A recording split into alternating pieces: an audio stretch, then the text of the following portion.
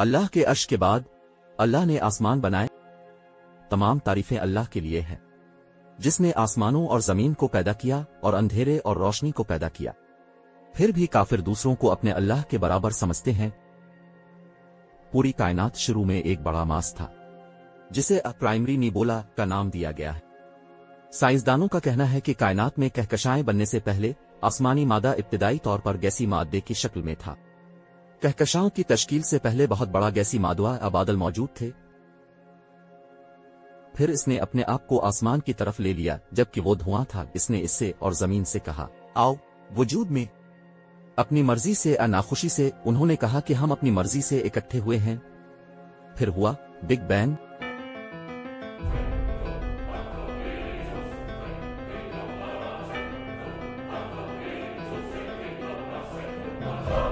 The expansion of the universe is accelerating. Do you believe in God? Me? Creator?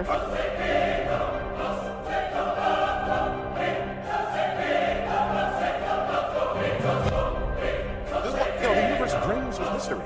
Just because you can't explain something doesn't mean you can explain it. Finding the answer has become one of the greatest quests in modern science. Just a few years ago, we were trying to measure how much the universe is slowing down over time. It makes sense, right? An explosion happened a long time ago, the Big Bang. Some believe that we're aliens. No se trata de momias, se trata de cuerpos que están íntegros, completos, que no han sido manipulados. No, the question is, you are not able to communicate with them, you are not able to talk to them, you are not able to. But you will. There's just no evidence. And this is why religions are faiths. I look for that in the universe and I don't find it. So I remain unconvinced. But if you've got some good evidence, bring it, bring it, bring it.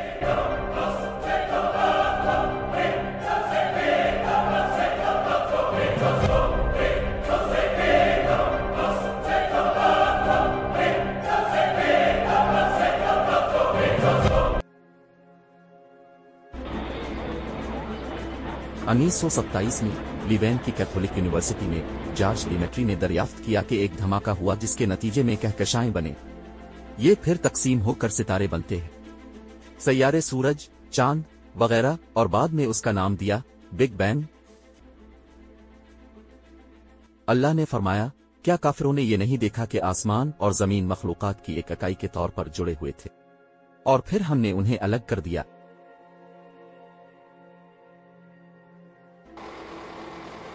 17 सितंबर को 1912 बीस्टो sulphur ने सर्पिल निबोला की पहली Shuai रफ्तार हासिल की। एंड्रोमीडा Kahkashan Lowell observatory Arizona में 24 inch दूरबीन का इस्तेमाल करते हुए उसने मजीद डबपिलर शिफ्टों के साथ फॉलो अप किया और इस बड़ी रफ्तार को कायम करने वाले कागजात का एक सिलसिला लिखा।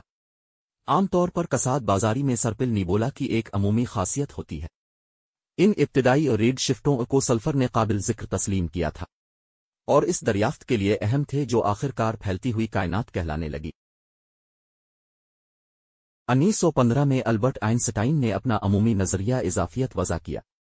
अमूमी इजाफियत वो नजरिया है जो अशिया की हरकत को ऐसी सूरतों में बयान करता है जहां कशिश शिक्ल एक अहम किरदार अदा करती है। अगरचे अमूमी इजाफियत ने फैलती हुई कायनात की पेशगोई की है, आइंस्टाइन फैलती हुई कायनात के ख्याल से इतना मुजाहिम था कि इसने एक रियाजियाती उनसर मुतारिफ कराया। एक जामिद कायनात को बहाल करने के लिए इसकी मसावात के लिए कायनाती उनसर के तौर पर जाना जाता है। 1917 में विलियम डी सीटर ने आइंस्टाइन की फील्ड मसावात का हल तलाश किया। जाहिर हुआ कि करीब करीब खाली कायनात फैलेगी। बाद में इसने और आइंस्टाइन ने खलाई घुमाव के बगैर फैलती हुई कायनात का हल तलाश किया। साल 1922 रूसी और सोवियत तबीयात दान अलेक्जेंडर फ्रीडमैन ने इस अहम नजरिया की इब्तिदा की कि कायनात फैल रही है। मुसावात के एक मजमुए के जरिए इसने तैयार किया जिसे फ्रीडमैन इक्वेशंस कहा जाता है।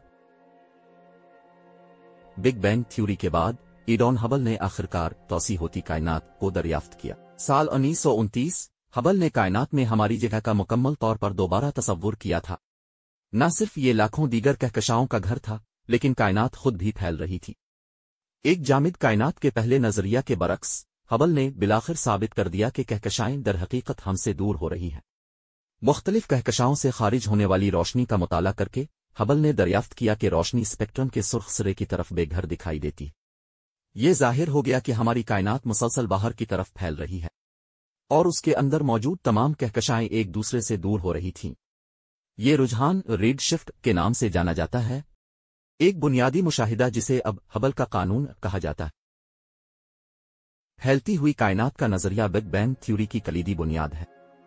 हबल के मुशाहदात ने हमारी कायनात की इब्तिदा के बारे में इब्तिदाई बसीरत फराहम की। अल्लाह ने फरमाया, हमने आसमानों को ताकत से बनाया, बेशक हम इसको वसअत देने पर कादिर है। तो ये कैसे मुमकिन है कि धमाके और फैलती हुई कायनात का जिक्र किया जाए जबकि दूरबीन भी मौजूद नहीं और उस वक्त के लोग उनके बारे में सोचते भी नहीं। वो अल्लाह है जिसने बाद की नस्लों के लिए पैगामात और निशानियां भेजें और इंटरस्टेलर की कमियत का तकरीबन 70% है मीडियम लोन हाइड्रोजन एटमोहे पर मुश्तमिल होता, बाकी में से ज्यादातर हीलियम एटमोहे पर मुश्तमिल है। अल्लाह ने फरमाया, अल्लाह गैब का जानने वाला है, इससे गायब नहीं आसमान के अंदर एटम का वजन है या जमीन के अंदर इससे छोटा या बड़ा सिवाय इसके कि ये एक वाज़े रजिस्टर में है, जिसका मतलब ये भी है कि एटम से छोटी चीज का वजूद मुमकिन है। और जदीद साइंस ने अब दरियाफ्त किया है और उसने उनको 7 आसमानों की तरह 2 दिन के अंदर मुकम्मल कर दिया और हर आसमान पर इसका हुक्म दिया और हमने करीबी आसमान को चरागों से और हिफाजत के तौर पर आरास्ता किया। यह गालिब में गालिब का अज़्म है, जानने वाला। उन्होंने कहा कि 7 आसमान हमें नहीं मालूम कि यह कहां खत्म होता है। यहां तक कि साइंसदानों का कहना है कि जो कुछ भी हम पूरे कायनात के बारे में जानते या दरियाफ्त किया है वो बहुत कम है और हम पहले ही जानते थे कि अल्लाह कहां है, कुर्सी और उनके जरिए कायनात कितनी बड़ी है। आसमान जमीनों से पहले बनाए गए थे और आसमान 2 दिन में धुएं से पैदा हुए। मुक़द्दस आयात में वक्त जमीन के वक्त से मुख्तलिफ है। बाज कहते हैं कि मुक़द्दस आयात में एक दिन इंसान के लिए 1000 साल के बराबर है, बाज कहते हैं कि एक दिन 50,000 साल के बराबर है। कुछ कहते हैं कि इसका मतलब है अदवार और यह गैर मुतवक्के है क्योंकि यह वाज़े नहीं है। मुनज़्ज़म फल्कियाती निज़ामों के बाहर खला को पहले वैक्यूम समझा जाता था। फल्की तबीयात दानों ने बाद में इंटरस्टेलर स्पेस में माद्दे के पिल्लों की मौजूदगी को दरियाफ्त किया। माद्दे के इन पिल्लों को प्लाज्मा कहा जाता है और मुकम्मल तौर पर एयाज्ड गैस पर मुश्तमिल होता है जिसमें मुफ्त इलेक्ट्रॉन की मसावी तादाद होती है और मुस्बत आयनों, वो जिसने आसमानों और जमीन को और जो कुछ उसके दरमियान है पैदा किया। इंटरस्टेलर कहकशा मवाद की मौजूदगी और वो तमाम चीजें जो आसमानों और जमीन के दरमियान है, उस वक्त के लोगों की निस्बत आजकल समझना आसान है। आसमानों में बहुत से दायरे हैं, लौ महफूज, सुदर अल मुंतहा, बैत अल ममूर, अलियन और सीजैन जहां मरने के बाद रूहें निकल जाती हैं, सूरज, ताबकारी, ये सब हमारे ऊपर हैं। अल्लाह ने फरमाया, और हमने आसमान को छत बनाया, महफूज और अच्छी तरह से महफूज, फिर भी वो इसकी निशानियों से मुंह मोड़ते हैं।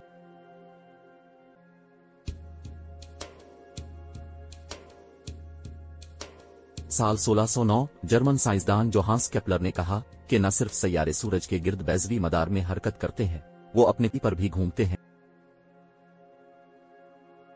अल्लाह ने फरमाया, वही है जिसने रात और दिन को पैदा किया और सूरज और चांद सब साथ तैरते हैं, हर एक उसके गोल कोर्स में।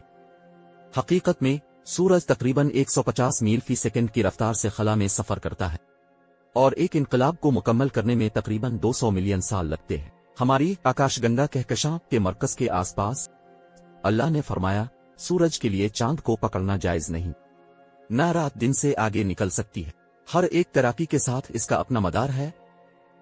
और खुदा ने जमीन को बनाया, आसमानों को बनाने में 2 दिन लगे और जमीन को 6 दिन लगे और इस तरह जमीन और चांद बने।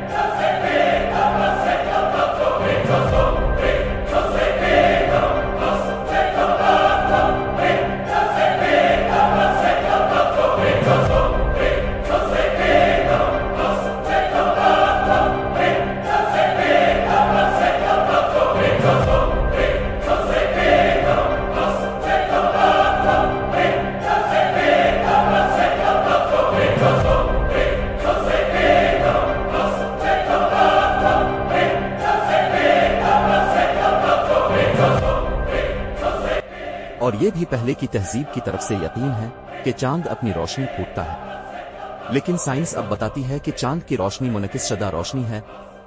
اللہ تعالیٰ نے فرمایا، بابرکت ہے وہ جس نے آسمانوں میں برج بنائے اور اس میں چراغ اور چاند رکھا۔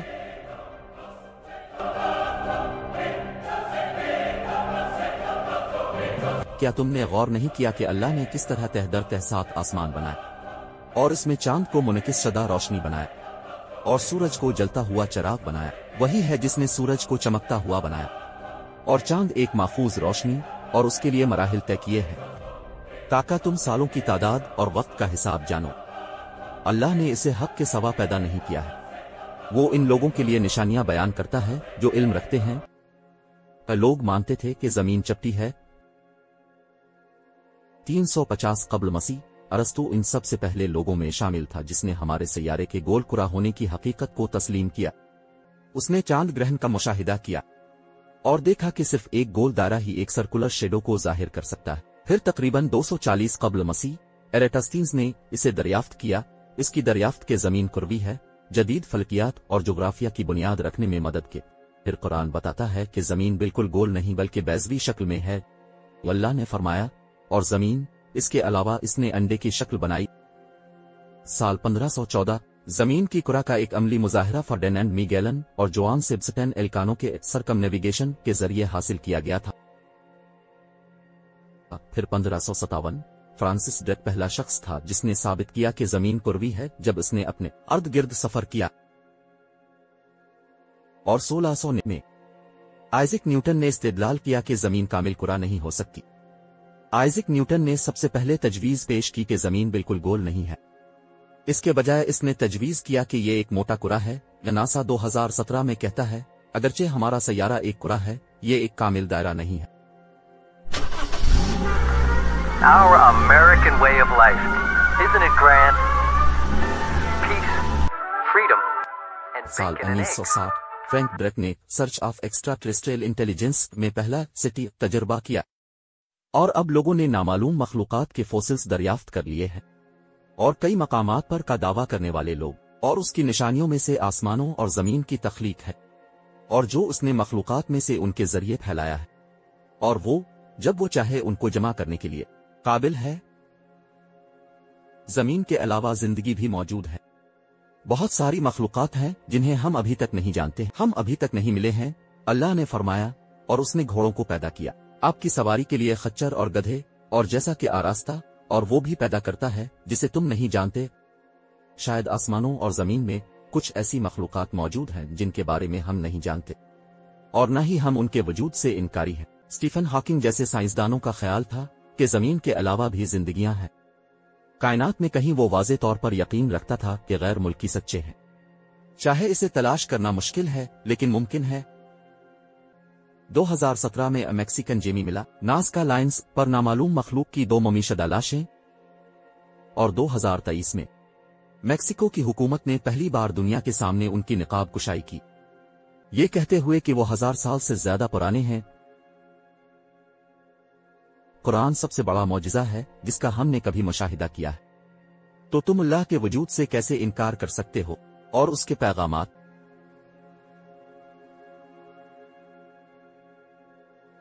ہم نے ابھی تک آسمانوں کے بارے میں بات کی ہے، زمین کے بارے میں کیا؟ اگر یہ مخلوقات بیرونی دنیا سے نہیں ہیں تو کیا ہوگا؟ لیکن وہ زمین پر موجود ہیں، زمین پر بہت ساری تاریخیں اور اسرار ہیں۔ جاننے کی ہمت کرو، یہ صرف شروعات ہے۔